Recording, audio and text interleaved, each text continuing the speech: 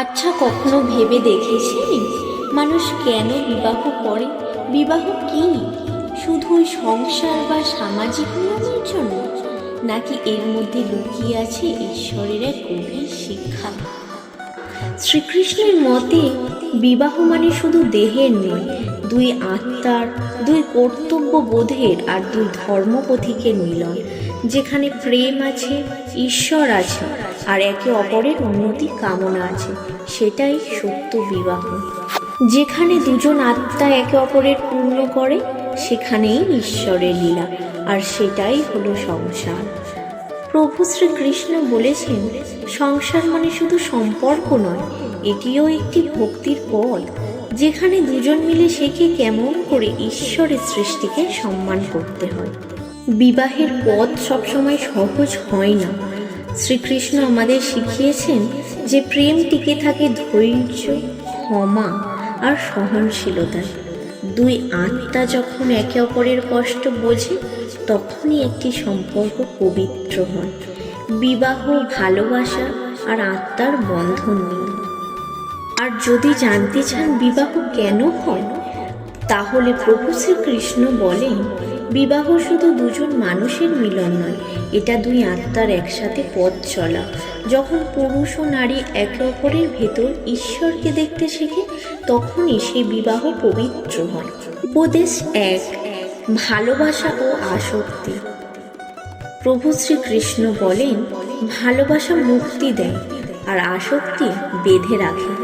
যে ভালোবাসে সে মুক্ত করে, আর যে আসক্ত সে দখল করতে চায়। সত্যিকারের প্রেম মানে আমি তোমার জন্য নয়, তুমি তোমার নিজের জন্য থেকো। উপদেশ 2, সম্পর্কের আসল মানে।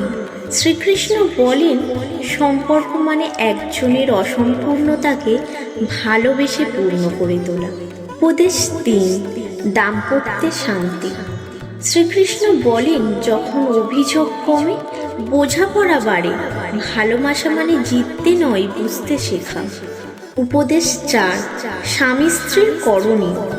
শ্রীকৃষ্ণ বলেন, যে স্বামী নিজের স্ত্রীর সম্মান রক্ষা করে, সে আমাকেই সম্মান করে, আর যে স্ত্রী স্বামীর প্রতি বিশ্বাস রাখে, সে আমাকেই পূজা করে।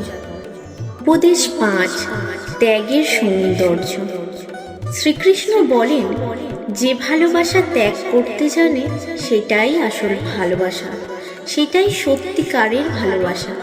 কারণ ত্যাগ মানে হারানো নয়, ত্যাগ মানে কারো সুখে নিজের শান্তি খুঁজে পাওয়া। উপদেশ 6, ঈর্ষা ও ভালোবাসা।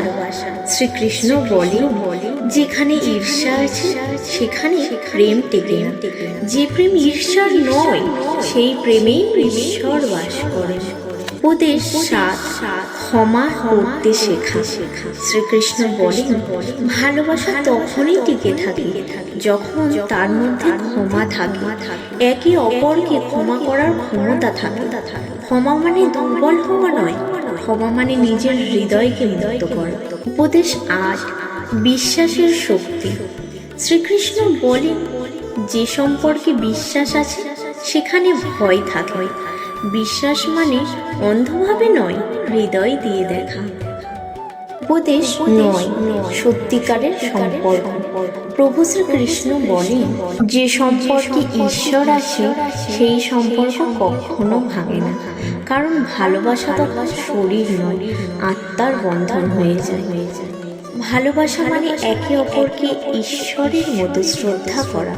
যে সম্পর্ক ভক্তির আলোয় জ্বলে, সেই সম্পর্কই চিরকাল অমর হয়ে থাকে। উপদেশ 10, কাম নয়, প্রেমই হোক ভিত্তি। শ্রীকৃষ্ণ রাধাকে যেমন নিঃস্বার্থভাবে ভালোবেসেছিলেন, তেমনি বলেছেন, যেখানে কামনা নেই সেখানে প্রেম আছে। অর্থাৎ বিবাহে যদি লোভ, স্বার্থ বা অহংকার থাকে, তবে তা ভোগের সম্পর্ক। কিন্তু যদি আত্মিক একতা ও শ্রদ্ধা থাকে, তবেই সেটিই কোথাও সত্যিকারের প্রেম ও বিবাহ।